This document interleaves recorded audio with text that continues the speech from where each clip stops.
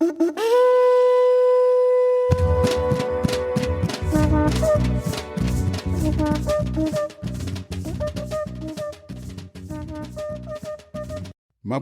welcome back to the Garifuna Experience Podcast. I'm your host, José Francisco Ávila. Today is a truly momentous occasion as we commemorate the 250th anniversary of the signing of the Declaration of Independence. The journey toward this historic milestone offers us a profound opportunity. It is a moment to pause and reflect on our nation's past, honor the diverse contributions of all Americans, and look ahead toward the future we want to create for generations to come. While honoring the resilience of the American experiment, this anniversary also serves as a poignant moment for deep civic reflection. Democracy, after 250 years, is proving to be a living, breathing, vulnerable experiment. It is characterized by a constant push for inclusion, an inherent vulnerability to authoritarians, and a modern struggle to survive political polarization. Rather than a static system, democracy is an ongoing project of self-correction and continuous refinement. Historically, the first modern democratic frameworks, including the foundation of the United States, were explicitly built around restricting political power to wealthy, land-owning men, while codifying systemic inequalities like chattel slavery. Over centuries, democracy has evolved to become more inclusive, propelled by tireless civil rights movements, women's suffrage, and the fierce advocacy of historically marginalized groups. But history shows that this expansion is frequently met with severe backlash. Democracy is something that must be perpetually fought for. It can never be taken for granted. Surviving the next 250 years requires constant civic participation, institutional adaptation to new threats, and an active commitment to preserving democratic norms. To understand where we're going, we have to look at the pillars that hold this democracy up. The absolute bedrock of a free society is the right to vote. But when we look at the trajectory of voting rights, we see a stark contrast between historical triumphs and our current legal reality.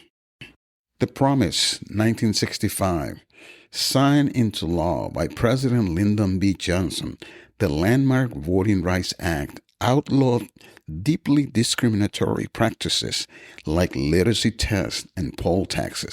It provided vital federal oversight to protect minority voters from systemic suppression. For immigrants and marginalized communities across this country, the Voting Rights Act was a beacon of equity. In fact, I benefited from this act directly the moment I became a naturalized U.S. citizen and proudly cast my very first ballot. It guaranteed that my voice and the voices of millions of others could not be legally erased at the ballot box. The present 2026. Fast forward to today. Just months ago, on April 29, 2026, the Supreme Court's ruling in Louisiana versus Callais sent shockwaves through the civil rights community. The decision significantly weakened Section 2 of the Voting Rights Act by implementing a strict, controversial, colorblind legal framework. In practice, this makes it substantially harder for minority groups nationwide to challenge racially discriminatory redistricting maps in court. What the 1965 Voting Rights Act built, modern legal shifts are steadily dismantling. Right now, we are watching a relentless ongoing assault on the democratic process play out directly in front of the American people. If these tactics succeed, they threaten to hollow out the American Republic, signaling a dangerous new age of executive overreach and legal disenfranchisement. Levers of the federal government are increasingly being used alongside personal influence over state and local lawmakers to fundamentally reshape the rules governing how we vote and whose votes actually count. While many of these radical efforts have been temporarily blocked by the courts, obstructed by the Constitution, or stopped by Congress, we cannot ignore the broader strategy. The administrative and rhetorical assaults is explicitly designed to spread permanent doubt of the electoral system and lay the groundwork for extensive post-midterm election chaos in November. Consider the coordinates of these erosions across the country. Attempts to nationalize local elections. The U.S. Constitution explicitly puts control over elections in the hands of the states, granting the executive branch no authority over the process. Yet, we have seen unprecedented executive orders attempting to override local control by mandating strict documentary proof of citizenship to register and severely restricting mail-in ballots. Actions a federal judge blocked as a clear violation of the separation of powers. The squeeze on voting access. We're seeing federal administrative weight thrown behind partisan lawsuits to strike down long-standing grace periods of postmarked absentee ballots, a restriction thankfully upheld by the Supreme Court this past June. Simultaneously, heavy legislative pressure like the Save American Act is being used as political leverage to force state voter rolls into federal databases. Mid-decade redistricting wars. In an unprecedented move to secure legislative majorities, immense pressure has been placed on state partisan lawmakers to redraw congressional maps outside the standard 10-year census cycle.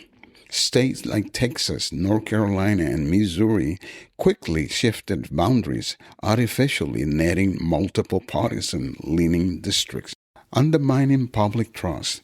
From granting immediate clemency to individuals charged in the January 6th Capitol attacks to utilizing intelligence officials to probe thoroughly debunked claims of voting irregularities, the ultimate goal is not always to successfully pass a policy. As Sean Morales Doyle, director of the Brennan Center's Voting Rights and Elections Program, masterfully put it, the point of this campaign is not actually to change policy, because they know they don't actually have the authority to change policy. It is to inject distrust and confusion into our elections, both to discourage people from participating and to lay the groundwork for calling elections into questions after the fact. So how do we respond? We resist this relentless assault by building local power from the ground up. Civil rights groups are actively coordinating right now to mobilize, educate, and empower underrepresented communities.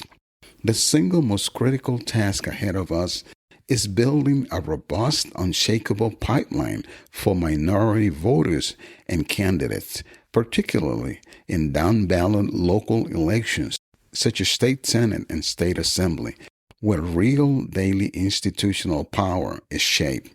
As we celebrate 250 years of an independent America, let us remember that democracy is not a spectator sport.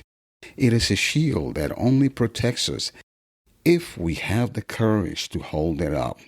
Use your voice, protect your community, and above all else, understand the absolute non-negotiable power of your vote. And that wraps up another episode of the Garifuna Experience Podcast.